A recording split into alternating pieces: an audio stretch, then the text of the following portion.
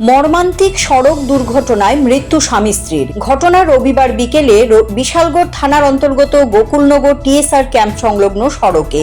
জানা গেছে, খোয়াইয়ের দিবাকর ঘোষ এবং ওনার স্ত্রী প্রিয়াঙ্কা ঘোষ কমলাসাগর কসবেশ্বরী কালী মন্দির থেকে পুজো দিয়ে স্কুটি নিয়ে ফেরার পথে গোকুলনগর টিএসআর ক্যাম্প সংলগ্ন সড়কে একটি ইকো গাড়ির সাথে সংঘর্ষ হয়।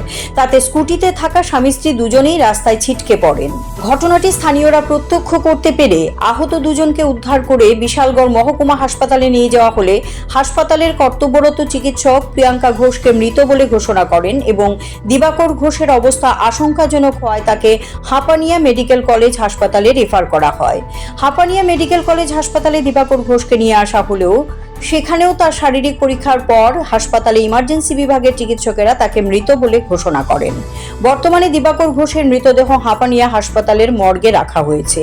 হাসপাতাল সূত্রে জানা গেছে, সোমবার দিবাকর ঘোষের মৃতদেহ ময়নাতদন্তের পর ওনার পরিবারের লোকজনদের হাতে তুলে দেওয়া হবে। মানে যে মারা গেছে ওনার নামটা কি?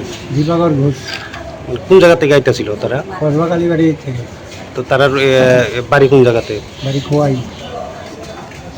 মানে কতজন, মানে এর সাথে কি আর কি মারাটা গেছেন? ওকে হেয়ার ওয়াইফ। মানে মানে হেয়ার ওয়াইফ কোন জায়গাতে মারা গেছে? বিশালগড় হসপিটালে। আচ্ছা, আপনারা এখন নিয়েছেন ইয়াতে, হাফানিয়াতে?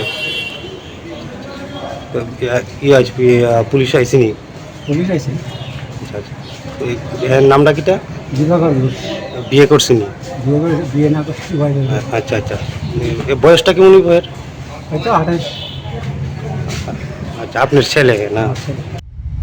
Siri TV, channel for news and entertainment.